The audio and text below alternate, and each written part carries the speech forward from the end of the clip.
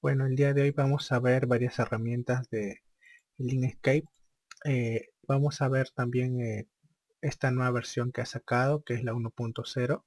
Ya la pueden descargar de su página web. Y nosotros vamos a ver varias herramientas. En primer lugar vamos a ver la herramienta, las herramientas que faltan ver de polígonos y estrellas. Por ejemplo, en la parte superior, cuando yo selecciono la barra de herramientas, la herramienta polígono y estrella, en la barra de propiedades tengo para elegir si quiero construir un polígono o una estrella, cuántas esquinas va a tener o número de lados, su radio interior, su radio exterior, ¿sí? Y bueno, también qué tanto se va a construir de una forma regular o aleatoria. Entonces, por ejemplo, voy a construir una estrella. Ahí está, 5 puntas como señala acá. Puedo darle más, ¿sí? Puedo, digamos, darle mayor longitud a radio interior, que también está seleccionado por este puntito. La redondez para que no esté en punta, sino que se tendrían unas curvas en las esquinas, ¿ya? Y yo podría transformar esto también con esta herramienta de acá, con la editar nodos. Por ejemplo, estos puntitos me permiten darle distintos movimientos o distorsionar la figura y esto hacerla crecer por sus trazos más largos. De esta manera, pues esta herramienta pues nos va a servir para hacer distintas figuras, ya sea poligonales o tipo estrella. Luego tenemos los espirales, que también tengo acá para darle el número de vueltas con el que quisiera crear. La divergencia, que vendría a ser la distancia entre línea y línea, ¿sí? Como la profundidad de del trazado radial, y el radio interior, ¿no? Que vendría a ser, digamos, la cantidad de línea que voy a construir, ¿no? Por ejemplo, vamos a ver acá 5 vueltas. Tengo, digamos, este espiral. Si por ejemplo acá en vez de 1 le pongo 2, se dan cuenta que es como si se hubiera reducido el número de vueltas, pero no es así. Si nos acercamos, pues el número de vueltas se ha ido hacia adentro, generando cierta profundidad. Lo vamos a dejar en 1, ¿sí? Y el radio interior, pues si yo por ejemplo le quiero aumentar, mejor dicho, pues van a ver que se va a cortar la línea, ¿no? Por lo general se debe estar en 0 esto. Este es el espiral. Luego, bueno, tenemos la opción de esparcir. Por ejemplo, si yo tengo acá esta estrella, ¿sí? Si quisiera multiplicarlo y generar varias de estas de forma aleatoria, pues tengo esta herramienta de acá, que es la de esparcir. Tiene varias propiedades. Este es para generar copias, este para generar clones. Ya saben que el clon pues obedece al original. Si yo le cambio color o de forma, pues el resto va a cambiar también. También tengo una que pues sigue un trayecto, y acá la opción de borrar, ¿no? El ancho viene a ser más que nada del pincel de la herramienta esparcir. Si yo le disminuyo, por ejemplo, a 5, disminuye y se da cuenta el circulito de mi herramienta, ¿no? Es decir, voy a tener menos rango de acción. Lo voy a dejar en 25. La cantidad, bueno, es la cantidad, digamos, por cada ancho o 25 de ancho, pues es la cantidad posible que puedo generar de elementos. La rotación, si es que yo quiero que varíe la rotación, pues acá lo puedo cambiar para que varíe de forma aleatoria, igual de la escala. Esta opción de acá se utiliza siempre y cuando tengas una tablet, ¿sí? Y entonces tú quisieras que el lápiz de la tablet, eh, la presión sea reconocida por el programa, ¿no? Entonces lo activas.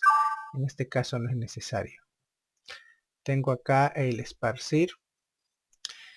Bueno, el esparcir es más que nada cada, digamos, cada cierto clic que haga, pues cuánto puedo incrementar, eh, en cuánto puedo incrementar los elementos que voy a crear. ¿Ya? Está en relación a la cantidad que puedo crear. ¿Ya? Pero bueno, digamos, cuando uno hace una presión, miren acá, ¿ven? Yo puedo crear muchos elementos suelto, ¿ya? Y entonces yo no he creado 15, he creado más de 15. Entonces, este de acá, el 12, me está diciendo cuánto más voy a crear cuando suelto el mouse, después de haber hecho mi, digamos, mi presión sobre el documento. Para borrar esto, pues puedo hacer control Z o seleccionarlo porque cada uno de estos elementos es un elemento separado. Puedo seleccionarlos y eliminarlos. O si no, presionar control Z. Digamos, tenemos otras opciones como el foco. El foco va a hacer que se concentre cada vez más hacia el centro, pues el número de copias que se crean. Acá pues esto normalmente es para que, digamos, se trabaje sobre áreas, digamos, como indica ahí, no transparentes. ¿Ya? Esto pues normalmente pasa cuando estás trabajando con distintas capas y tienes, en alguna capa tienes un modo de fusión. Entonces, de preferencia lo dejan activo porque de esa manera pues ese modo de fusión pues no se va a aplicar, ¿sí? Sino que va a quedar la copia tal cual es el original, ¿no? Luego tenemos acá aplicar sobre áreas transparentes. Bueno, esto es para que se reconozca también el modo de fusión, solo que digamos, al estar activo esto y activo esto, pues dependiendo si tienes modo de fusión o no, pues va a ser reconocido por la herramienta. Esta opción es más que nada, el solapamiento viene a ser el pegado de las copias, ¿no? Cuando han visto que se superponen, pues dice sin solapamiento entre colores, ¿no? Si tuviéramos acá varios colores, pues lo que hacen es que se mezclen unos elementos con otros, ¿no? Lo podemos activar si deseamos, pero ahorita que tiene un solo color y es un solo elemento, pues no hay problema. Si fueran varios elementos agrupados con distintos colores, pues sí lo podremos activar para que no haya cambios y se genere la copia tal cual, el original. Evitar objetos solapados es para que no se peguen demasiado y estén con cierta distancia creados.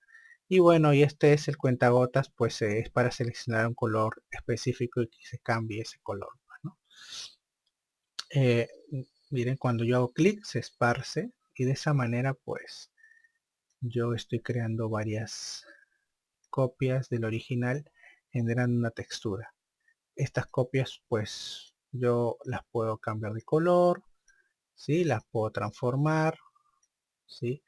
Las puedo rotar, les puedo hacer lo que yo desee. Son elementos distintos. En cambio, si por ejemplo estuviera trabajando yo con la opción de clonar, que ya la conocemos, pues lo que estaría generando es un patrón que depende del original. Ahí está. Entonces si yo quiero cambiar color a todo, le cambio el color al original y está. De esta manera pues se trabaja lo que viene a ser la herramienta esparcir. Pero la herramienta esparcir también se puede trabajar con mapa de bits. Yo por ejemplo voy a importar un mapa de bits. Por ejemplo este carrito de compra. Ajá, lo voy a hacer más pequeño.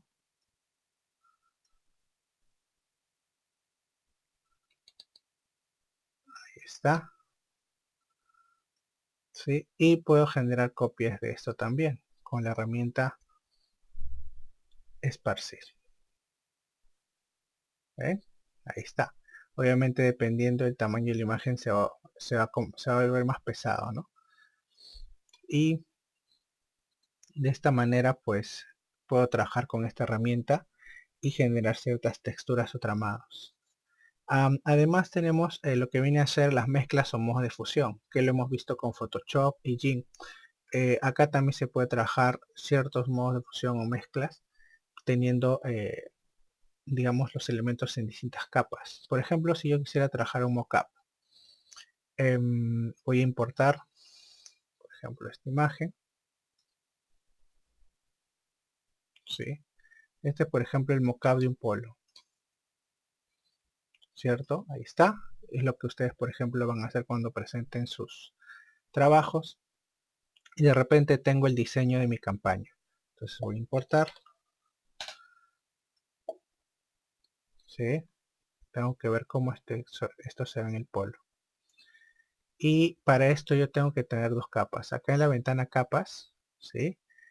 Yo tengo que tener este elemento, el que está en la parte superior, pues tengo que tenerlo en la capa 2. ¿Ya?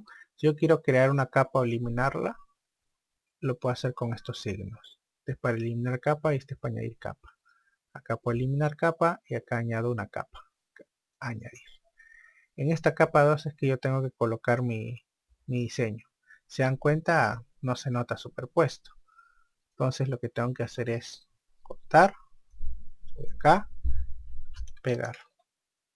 Lo coloco bien. Y ahora le voy a aplicar un modo de fusión que tengo acá. O modo de mezcla, como lo llama acá el programa. Tengo algunos, no son todos los que tiene, por ejemplo, el GIMP o el Photoshop. Pero tenemos lo más importante, por ejemplo, el multiplicar. ¿Se dan cuenta? Miren, ya se fusiona mucho mejor la gráfica con el diseño o el mockup del polo. Si desean también le pueden bajar la opacidad para darle hasta más realismo. Ahí está. Y de esta manera pues ya puedo mostrar cómo es que va a quedar mi diseño con el polo. ¿Cierto? Puedo bajarlo un poquito más. Ahí está. ¿Ya? Entonces hemos visto varias herramientas el día de hoy. Vamos a ver muchas más en el siguiente tutorial. Y de esta manera pues vamos a tratar de terminar todas las, o bueno, por lo menos las más importantes opciones que nos da el Inkscape. Gracias.